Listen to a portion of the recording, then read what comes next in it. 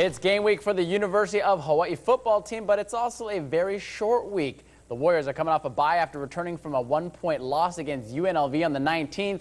Now they'll open up league play in a rare Wednesday showdown against Louisiana Tech. Any day is a good day to play football to me, you know.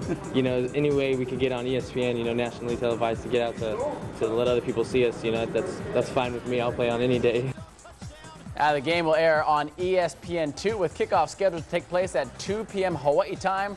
The contest is UH's first step towards bringing the conference title back to the islands. These past 3 games we had was preseason games, the way I look at it. And, this is our first WAC opener, and we just got to be ready because, that's what we preach. Every break is WAC champs, and it's time to show up and become that. Hawaii holds a 6-1 series lead over La Tech and enter the contest with a 2-1 record. The Dogs, on the other hand, they are 1-2. It'll be a WAC Wednesday in college football when the UH Warriors take on Louisiana Tech in Ruston, Louisiana, 2 nights from now in the conference opener for both teams. Little background, the Bulldogs are 1-2, but both losses came against tough opponents on the road, losing at Auburn to open the year and at Navy the following week before scoring a W finally against Nicholls State 2 Saturdays ago. La Tech currently ranks 98th nationally in total offense and 99th in total defense, but they do feature a dynamic return man in Philip Livis. As it stands, the Bulldogs are 4-point favorites, but the Warriors are certainly motivated. They have a talented team, and I think they were on the road twice. It's tough to win on the road. This is the first game for both of us on our road to the WAC championship, so it's going to be a real dogfight. These past 3 games we had was preseason games, the way I look at it, and this is our first WAC opener. And we just got to be ready because, that's what we preach. Every break is WAC champs, and it's time to show up and become that. A real dogfight. Good one, Coach. Warriors are 2-1. Kickoff is at 2 p.m. Wednesday, Hawaii time, live on ESPN2. It was a day Ryan Mouton would certainly like to forget. The former Warrior, now Tennessee Titans rookie, fumbled twice on returns in Tennessee's 24-17 loss to the Jets. According to head coach Jeff Fisher, Ryan's role as one of the team's primary return men is now up in the air, but he could soon see more time at cornerback because starter Cortland Finnegan is suffering from a hamstring injury. Ryan's defensive teammates and the team, for that matter, understands that he was doing the best he can, but we also have a responsibility to hold on the football, and they have responsibility to take care of the little things. So there's no finger pointing.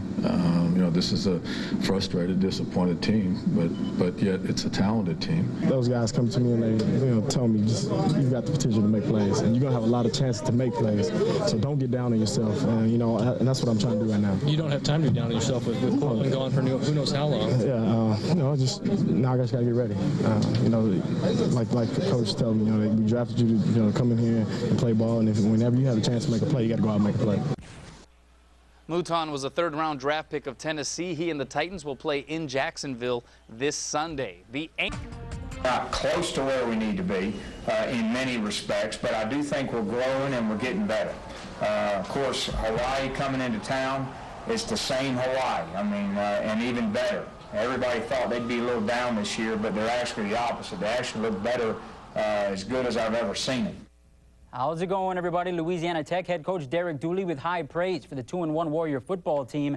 On Wednesday night, UH will open conference play in a nationally televised matchup with his Bulldogs. La Tech enters the game 1-2, having opened the year with losses at Auburn and Navy before returning home 2 weeks ago with a blowout victory over FCS member Nicholls State.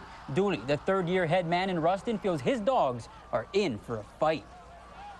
Anytime you go up to a Pac-10 school, Washington State, and you're blistering them 35-0 on their home field, that's pretty impressive. I think they're in the top 5 in the country throwing the football. They're throwing it as well as they did 2 years ago, just piercing everybody. And it's the same aggressive, physical defense. They have a lot of team speed. We hadn't beaten them since I've been here, and we hadn't beaten them in quite some time, so it's going to be a big challenge for our team. La Tech running game has picked up an average of 200 yards per outing against Hawaii over the last 2 meetings. Running back Daniel Porter has combined 140 yards and 1 score in those games. Kickoff set for Wednesday, 2:05 Hawaii time. In 4 weeks, the Warrior football team is again on the road. That means so is Sports Director Liz Chun, who brings us this exclusive report as Hawaii gears up for their WAC opener. The UH football team is now on the road for its game with Louisiana Tech, but the Warriors aren't in Ruston. They've taken a slight detour and are now practicing in Dallas, Texas. There appears to be one major substitution for this trip. Right tackle Lapepa Letuli has a knee injury and had to stay back. In his place will be junior Adrian Thomas. What do you like about Thomas that makes him a good guy in that position? Well, he's 320 pounds. He's 6'6". Good size, good feet. He was a rugby player when he was a kid. He's an excellent athlete. We were playing him inside at guard also. Has he seen playing time for Hawaii in the past? He's a junior. Yeah, he's been in there on occasion. This will be the longest time he's been in there, but it's his time. Do you like the arrangement for today? You guys arrived this morning, the players got to sleep, and now they're working out in the evening. Yeah, no, it's exactly what we wanted to do. We're able to work out. This is about game time, so we're getting shifted over. Unlike Hawaii's away games this season at UNLV and Washington State, the Warriors have opted to make one change. They will not have a walkthrough at La Tech's home field. Instead, they will arrive the night before the game. Reporting from Dallas, Texas, Liz Chun, KGMB 9 Sports. The Warriors and Bulldogs go head-to-head on Wednesday. The game will be broadcasted on ESPN2 at 2 p.m. Hawaii time. And in case you're jonesing for more Warriors. Whatever happened to former Warriors coach June Jones? We all know he left for Hawaii for the head job at SMU, but did you know he's been making some rather high-profile new friends?